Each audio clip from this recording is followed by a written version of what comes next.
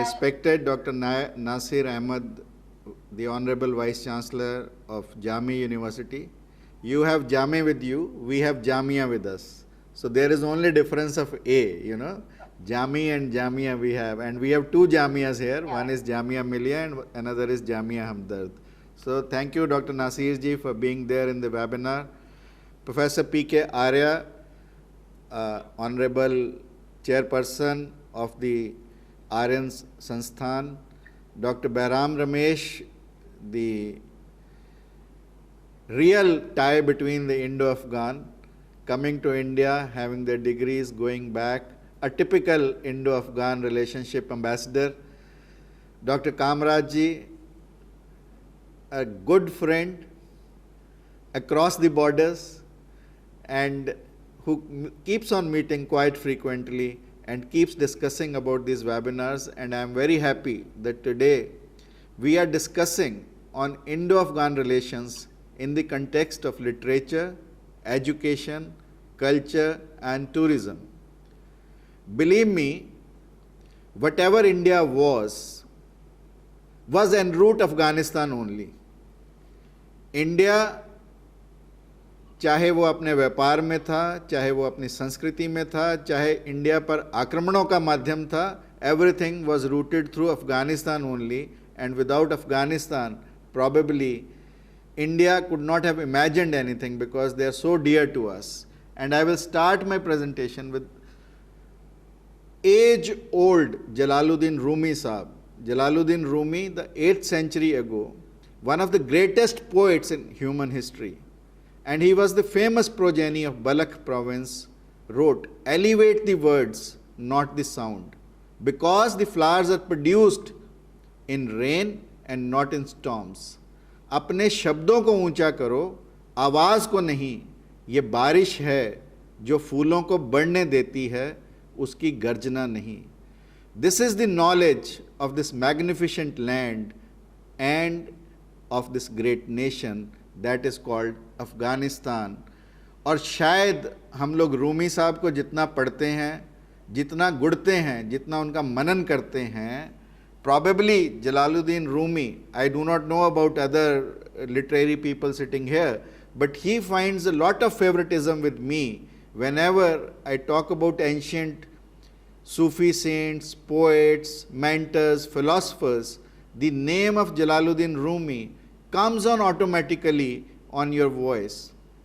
Like he says, एक बार तुम्हारे भीतर का गुलाम गायब हो जाए तो तुम बादशाहों के भी बादशाह बन जाओगे. Meaning thereby that once the slave inside you vanishes, you will become emperor of emperors. What a great thought process given by Jalaluddin Rumi Sahab. Another quote by him, खंडर उम्मीद देते हैं कि उनमें कोई दबा खजाना हो सकता है.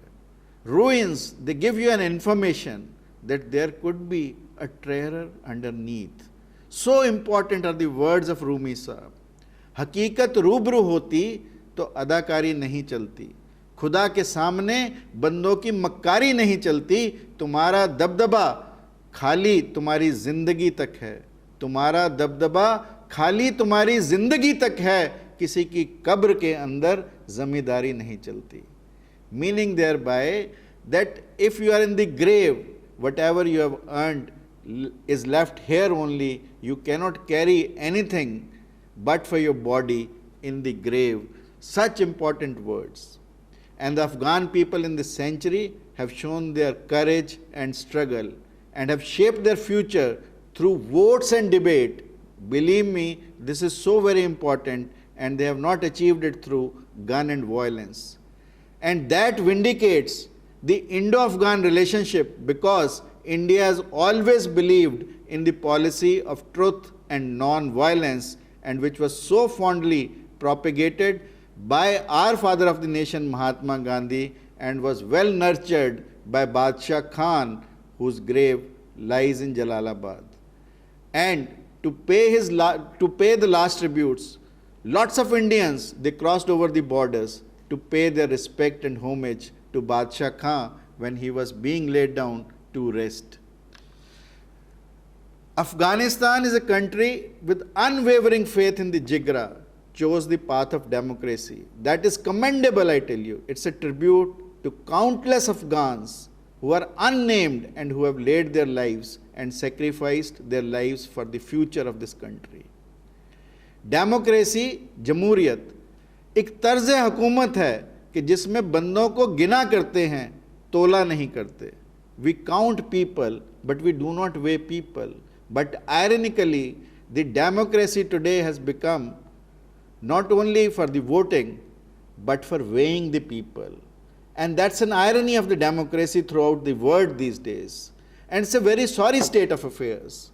And believe me, because India believes in democracy, that is why Indian government helped Afghanistan to build their parliament, because now Afghanistan also believes in democracy. The people of Afghanistan also want democracy. So India was the first one to offer to build up a building, parliamentary building for the democracy of Afghanistan. Today we are here together in this seminar in appreciation of the achievements of the Afghani people, in gratitude for the friendship of the Afghani people, and for showing solidarity with the future of Afghanistan. As I said, India has the honor to dedicate a home for democracy, and that building was dedicated to Afghani people on the birthday of another believer of democracy, that is ex-Prime Minister of India, Atal Bihari Vajpayee ji, and along with the favorite president of Afghanistan, Hamid Karzai Saab.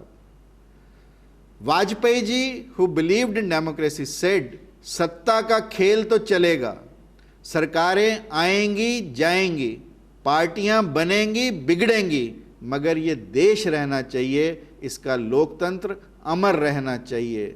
That I'll translate for Dr. Nasir sir what Vajpayee ji said. He said that the game of power will continue in this world. The governments will come and go. The parties will be formed and will be unformed, but the country should remain and the democracy of the country should be eternal. That is what Atal Bihari Vajpayee ji said, and that democracy is so dear now to the people of Afghanistan, who have undergone a lot of turmoil. They have seen a lot of violence, they have seen a lot of gunfire, they have seen a lot of bombings, but believe me, they have risen enough to again stand on their own feet. As an eye surgeon, I keep operating and I keep getting Afghani peoples also. And believe me, they are so pure to their nature, they are so truthful in their nature. I always love talking to them. I always love having faith in them. And whenever they come, it feels to me as if somebody from your own country has come, because my parents were born not far away from Afghanistan, that is Sargodha district of Pakistan, and the culture which we have inherited essentially is also from the northwest frontier of Pakistan, which is again next to Afghanistan. So I personally feel that I have a long association and a heritage. I have herited the cultural heritage I have got from Afghanistan, Pakistan and India all together. So you cannot separate the culture, you cannot separate the literature, you cannot separate the education, because lot many Afghanistan students, they come to India also. Like this year itself, I have got 10 Afghan students for MBA course in my university itself, although it's a new university, but still the Afghan people had faith in us. They have come to us and we have sanctioned special seats for them to accommodate them, because we know that they equally need, as our country needs education, the Afghanistan people also need education. I also had an encounter with Afghani people when I went to US for the treatment of Babaji, with whom I was working earlier as a Vice Chancellor. In Houston, the hotel I stayed, the front desk was occupied by an Afghan, young Afghan boy. And he was so courteous. I was impressed by his courtesies. And since he was only working there for a petty amount, I invited him to India. And we offered him a good job here, and the boy is well settled here in India. But you see, What was the cause of attraction? The attraction was that he belongs to my region. He belongs to some culture which I also inherit. He belongs to somebody who is from Asia. He is so loving, he is so charming, so smart, so dedicated, so committed that everyone gets impressed by the etiquettes which the Afghan people have. And believe me, essentially all the front desk in US are occupied by Afghan young generation, and that's a creditable thing for them. And by their talent, by their hard work, they are coming up and they are showing to the world that Afghanistan cannot be discredited just because there was violence or there was some kind of, I will say, a hardline movement which now the Afghanistan is trying to come out. Now the parliamentary complex which we dedicated will always be a thing of pride for India, and it's a matter of pride that Afghan sees India as its natural place for education, health or family home.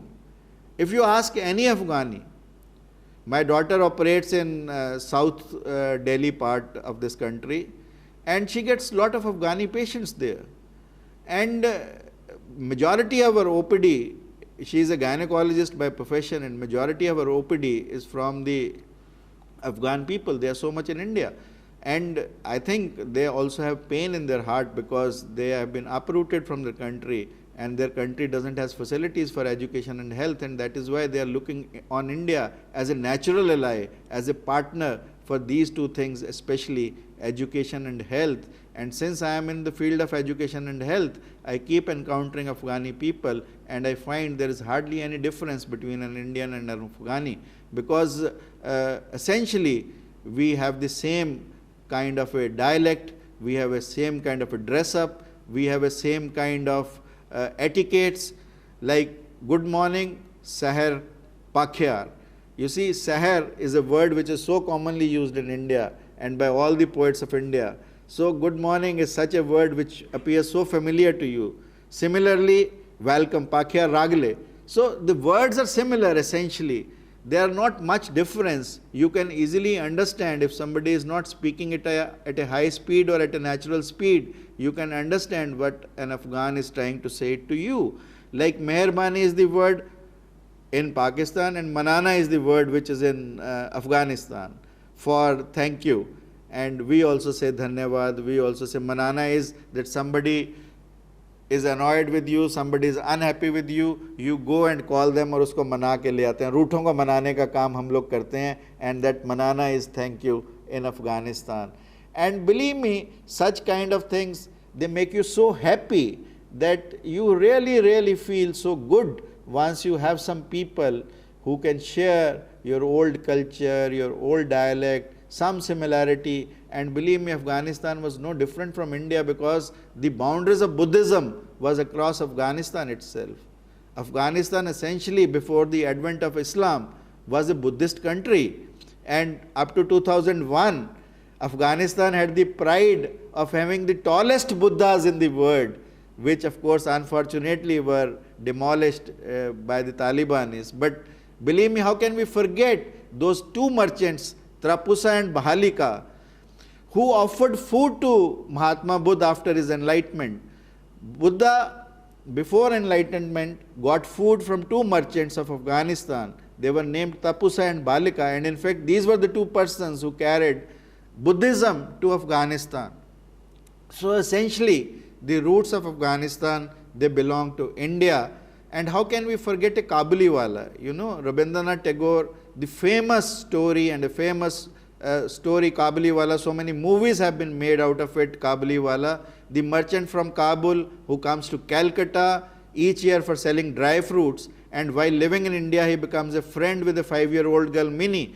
The filial love, you know, the deep love that the fathers have for their children, that continues, and that is the basis of the story. So we have always got a elderly love, a fatherly love, a brotherly love, a motherly love. How can we forget Gandhari? The ideal for Indian woman, she was from Gandhar, now called Kandhar. Gandhari was such a big character in Mahabharata. When she found that her husband is blind, she also blindfolded her.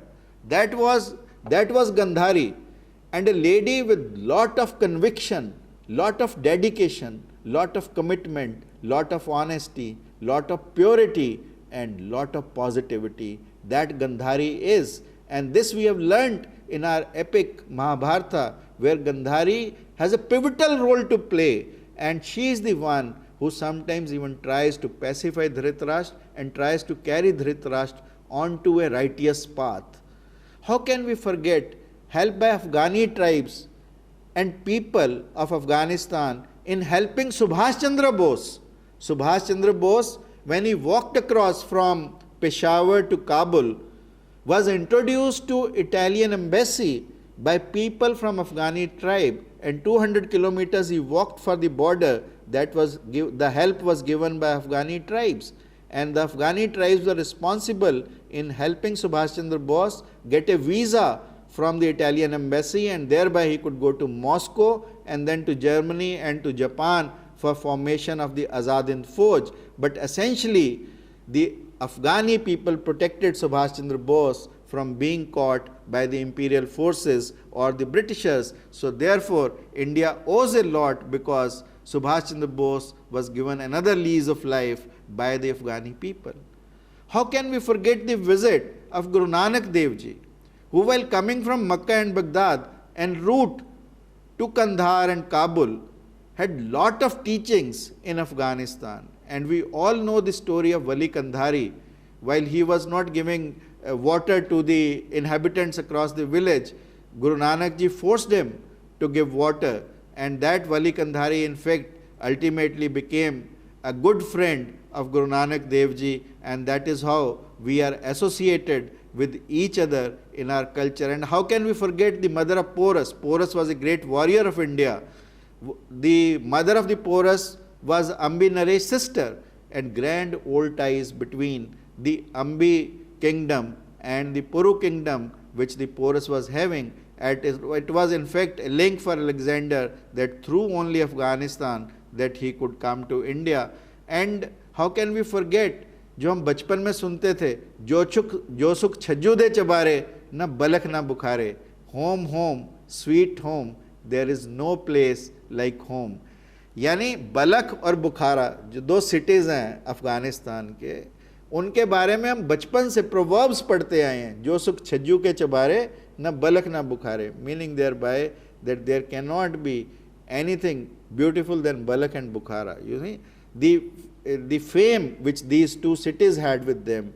And how can we forget Chaman ke angur, the grapes from Chaman?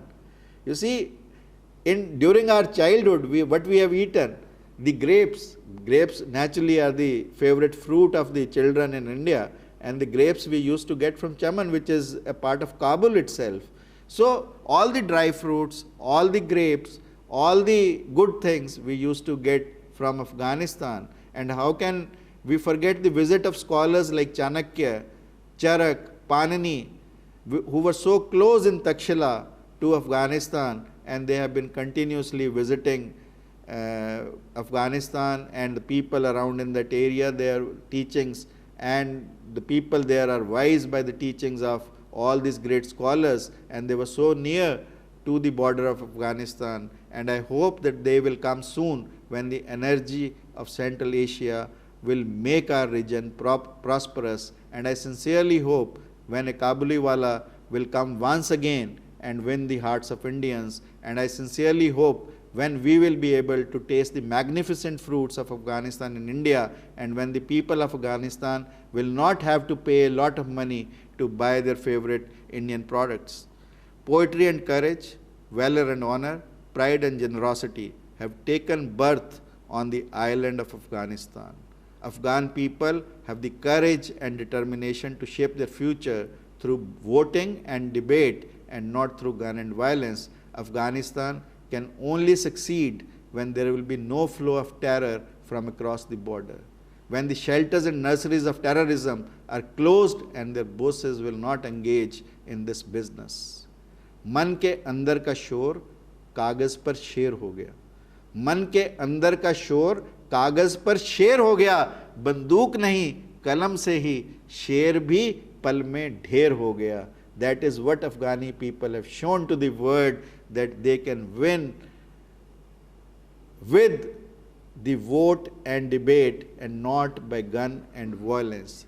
Those who want to take the field through the gun, they will seek power through ballot. Those who have destroyed the houses, now build the nation. This is your land and these are your people. It is time for all the people of Afghanistan, all the people of the region and rest of the world to come together, because ये कमबख्त दिल तो आज भी गिल्ली डंडे, ये कमबख्त दिल तो आज भी गिल्ली डंडे और बैट बॉल में अटका है। सियासत ने हाथों में बंदूक और गोले दे रखे हैं, सियासत ने हाथों में बंदूक और गोले दे रखे हैं, वरना ये कमबख्त दिल तो आज भी गिल्ली डंडे और बैट बॉल में अटका है। This is what a person feels. The sacrifice of all the Afghans should not go in vain. Expectations should not end. A girl should not be pushed into darkness. She should not be denied opportunities. And believe me, बेटियां कमज़ोर नहीं होती, बंदूक से नहीं खेलती तो क्या। बेटियां कमज़ोर नहीं होती, बंदूक से नहीं खेलती तो क्या। आग से खेलना उन्हें बेटों से बेहतर आता है। That is what a girl power is. That is what a female power is. And no son in Afghanistan should be faced with the option of choosing a gun or seeking refuge in other lands. A mother should not go through the situation of nurturing children under the shadow of fear. That is so very important. माँ के अंदर डर नहीं होना चाहिए कि गब्बर आ जाएगा, क्योंकि माँ का जो डर है बच्चे को पालने में, वो हमें निकालना होगा. No one should be killed in the name of religion while praying in the mosque. And that's the worst thing to do. You are praying in the mosque, you are praying in a temple and you are killed there. How much blood we will continue to bleed, because this world has already seen 50,000 wars in last 5,000 years in the name of religion. Time has come when the wars in the name of religion must end. As Gorakhnath ji, who was who was founder of the Nath sect and who also visited Afghanistan, said, Hindu पूजे राम को, मुसलमान रहमाना, आपस में दो लड़त मरत हैं, मर्म कोई ना जाना. Hindus, they worship in temple, Muslims, they worship in mosque, and both fight with each other because they do not know what the truth is. They do not know what the inside of religion is. That is what is so very important to understand the crux of the religion. No religion in the world teaches war. No religion in the world teaches violence. Each and every religion in the world teaches about truth, about honesty, about peace, about universal brotherhood. That is so very important. And the promise in the future of the 21st century belongs to the youth of Afghanistan like any other youth in the world. Believe me, Dr. Nasir, your pain is our pain. Your dreams are our duty. Your strength is our trust. Your courage is our inspiration. And above all, your friendship is our honor. Friendship, you see, we had an age-old picture, Janjeer. I think all my Indian friends must have seen Janjeer, and we had a very good character in that, Pathan character, played by Pran Saab. And where he says, there is a song, Yari hai iman mera, yar meri zindagi. Yari hai iman mera, yar meri zindagi. That is, friendship is my faith and friend is my life. That is the translation of the word Yari hai iman mera, yar meri zindagi. This is how India sees the Afghan people in their centuries old relationship. And I am confident that there will be hope in the homes of Afghanistan, there will be activity in the schools, there will be laughter in the streets, there will be prosperity in the city, there will be unity in society, and above all, the peace will prevail in Afghanistan. And my last words, tu zinda hai तो जिंदगी की जीत में यकीन कर, अगर कहीं स्वर्ग है तो उतार ला जमीन पर. सुबह और शाम के रंगे हुए गगन को चूम कर, सुबह और शाम के रंगे हुए गगन को चूम कर, तू सुन जमीन गा रही है कब से झूम झूम कर. तू आ मेरा सिंगार कर, तू आ मेरा सिंगार कर, तू आ मुझे हसीन कर, अगर कहीं स्वर्ग है तो उतार ला ज़मीन पर, तू जिंदा है तो ज़िंदगी की जीत में विश्वास कर, अगर कहीं स्वर्ग है तो उतार ला ज़मीन पर। India is with you at every step in your journey. I will end up with a Jalaluddin Rumi's quote. I started with Jalaluddin Rumi's quote and I'll end up with Jalaluddin Rumi's quote when he says, आप उड़ने के लिए पैदा हुए हैं, आप उड़ने के लिए पैदा हुए हैं, जीवन में रेंगना क्यों चाहते हैं? You were born with the wings, why prefer to crawl? You were born with wings, why prefer to crawl? And that is so very important. All of us are born with wings, and believe me, we must realize our potential, we must realize our talent, we must realize what Swami Vivekananda ji said कि प्रत्येक व्यक्ति के अंदर अनेकों शक्तियां हैं, सुप्त शक्तियां हैं, और शिक्षा का उद्देश्य उन शक्तियों को बाहर लाना है. As Shri Aurobindo also said that there is divinity in every child and the purpose of education is to bring out the divinity. All of us are divine. All of us have lot of hidden powers in us, and the purpose of education and purpose of these webinars should be to bring out that talent, to bring out those powers, to bring out that potential which is lying inside us. And I am sure that through this webinar we will be able to strengthen our ties with each other. Today we have met, and I suppose that, and I sincerely hope also that this webinar will not go wasted as a webinar only. We will try to strengthen our ties from university to university, from individual to individual, and from an Indian to an Afghani. Thank you very much for listening me so patiently, and I once again say thank you, Manana, to all of you in Afghan, and Dhanyavad in India, and thank you to all those who understand English. Thank you, Kamraji, for giving me an opportunity to interact with such a wonderful audience. And thank you, Dr. Nasir, for being the chief guest of this event. Thank you, Professor P.K. Arya. You have been smiling all through, and you have encouraged me in my speech. Your smile has encouraged me. Believe me, it has been so fascinating for me to having seen your face and then speaking. You have something in your face, and believe me, that positive vibes I have been getting throughout my speech. Dr. Arya, thank you so much, and thank you, Dr. Sandhya ji. Such a wonderful voice, such a nice, decent words you have used for me. And thank you, Dr. Baram ji, the true ambassador of India-Afghan relationships. Thank you very much.